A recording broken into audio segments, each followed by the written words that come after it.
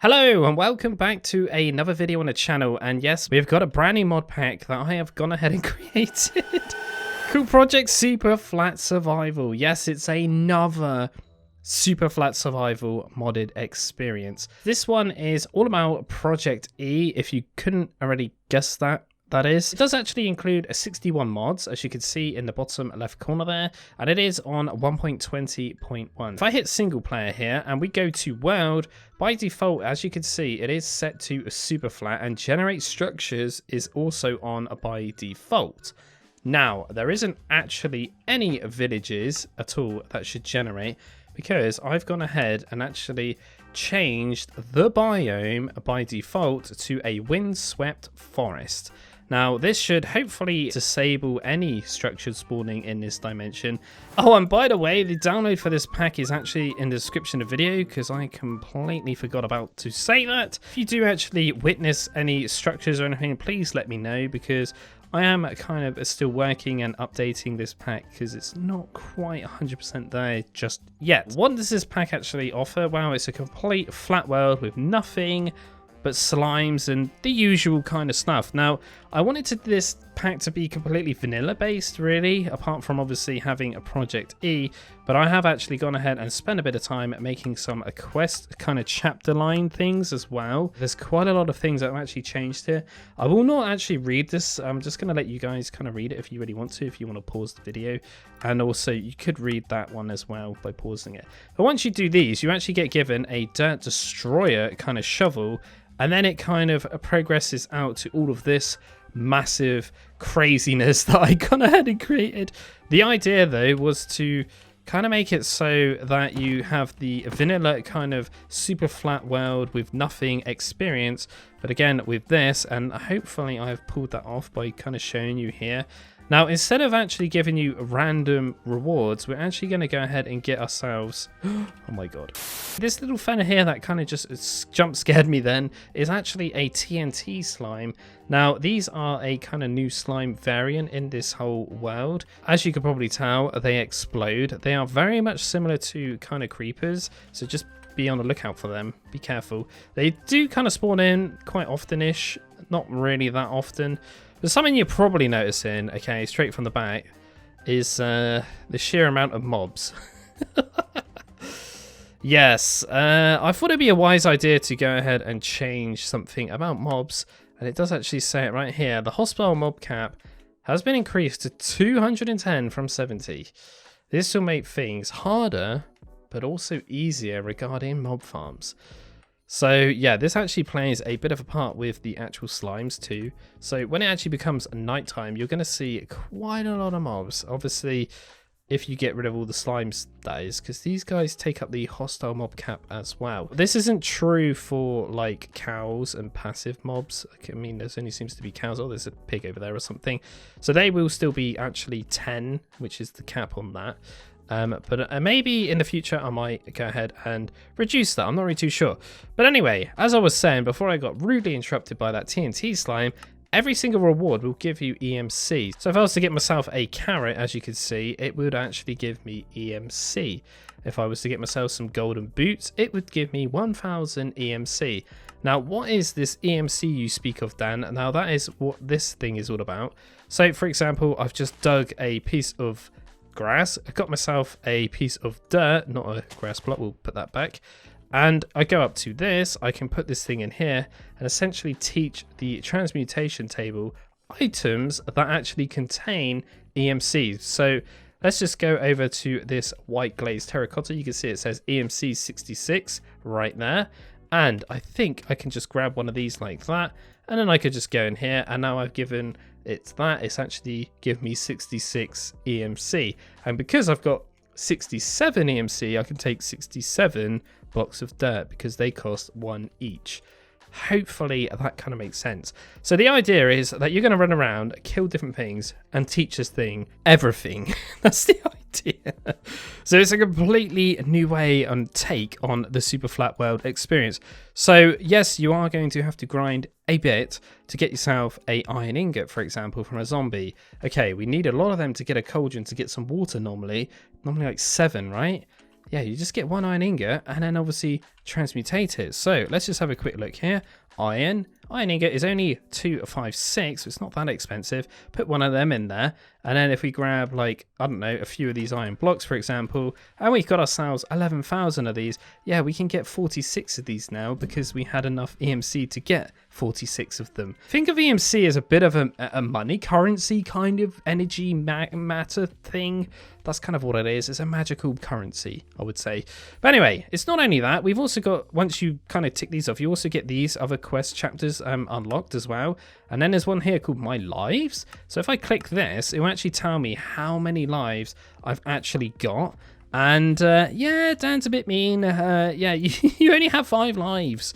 So it's kind of semi-hardcore-ish, if you know what I mean. So once you died 5 times, it's kind of GG.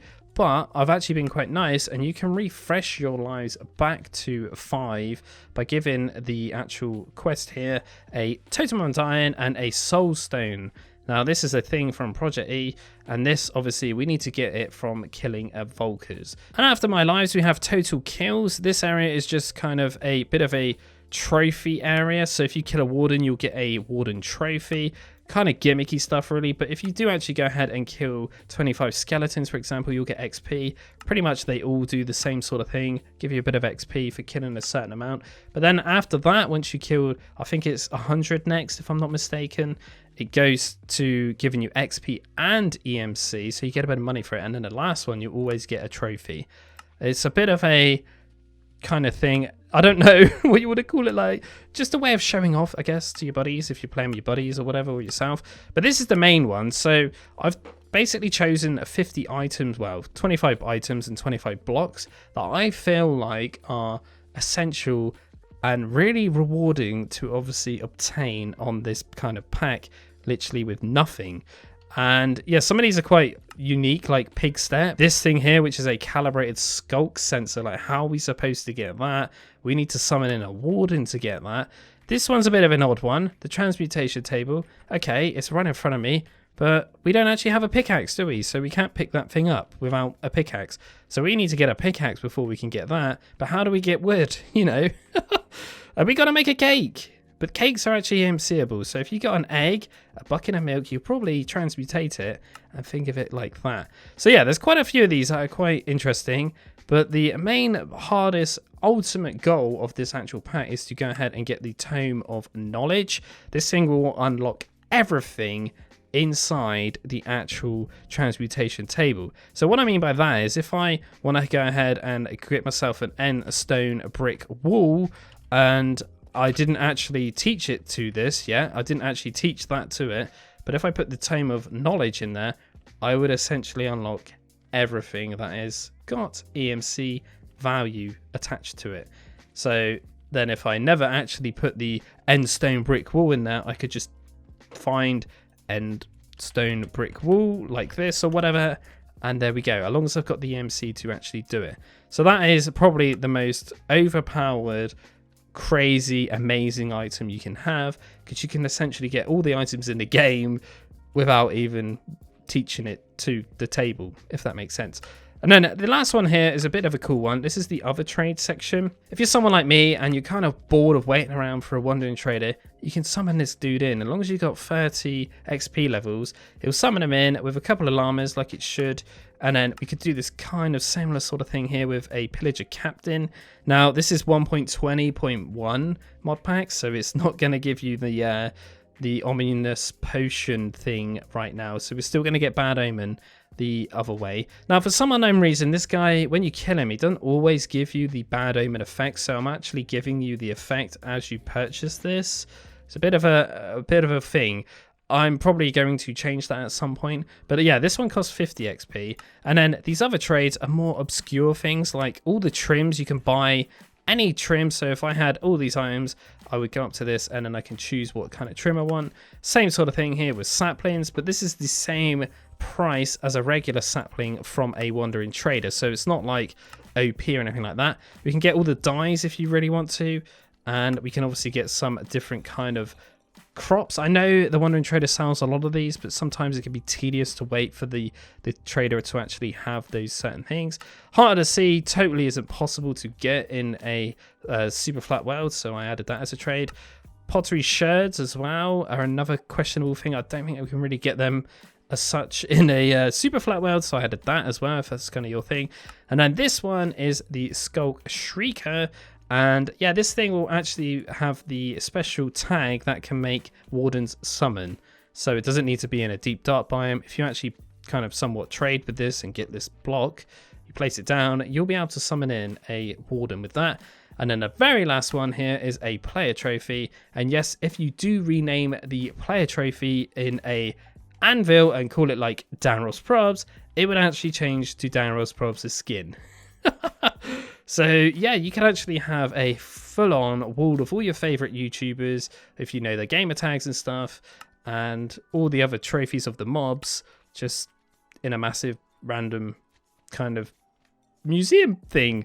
But anyway, the very last one here is everything Project E, and I spent a very long time on this section.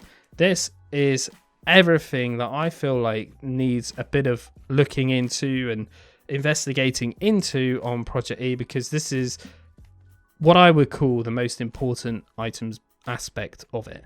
Obviously, the main bulk of it is the transmutation table. This is the beast of it, I would say. The other thing is to go ahead and create the Tome of Knowledge.